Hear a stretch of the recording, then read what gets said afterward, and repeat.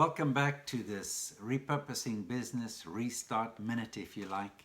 And we're talking about principles that will underpin your restart. Those of you who've been around the repurposing business community for any length of time will know that we speak about using business to tackle giants. And here's a tip in terms of today's principle. When you fight a giant, make sure you hit their pocketbook.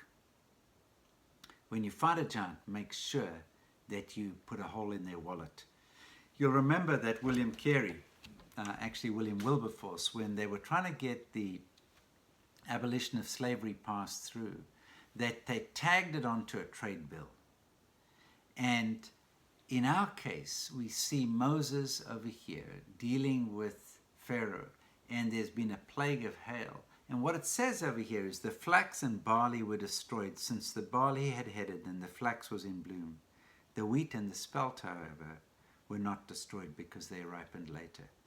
So the plague of hail wasn't just to put holes in people's heads and so forth. It was actually to hit them economically. And in response to the economic hit, Pharaoh said, okay, I've sinned. I'll let the people go. Now, he didn't let the people go, but there's still this important principle that if you want to tackle a giant, you have to undermine the economic systems. You see, Egypt had slave labor, free labor, cheap labor, and they were using it for all sorts of government projects and projects that you might call vanity projects, building these big memorials towards Pharaoh and so on.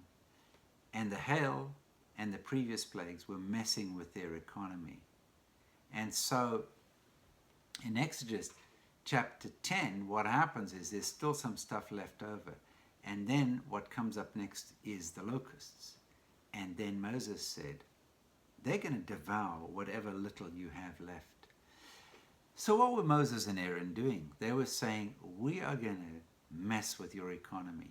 We're going to make it so uncomfortable for you because we're going to knock your source of income, your future provision. So if you want to restart, you need to wreck the enemy's economic models.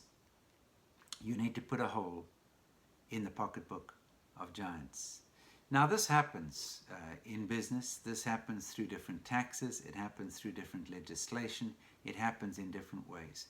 But you need to be asking God, saying, God, are there some things that I can do differently in the economics of my business that would bring about a change, that would bring about a freedom for your people, that would let your people go? Are there things that I can change in my industry, in my particular business, that would undermine the strongholds of the enemy?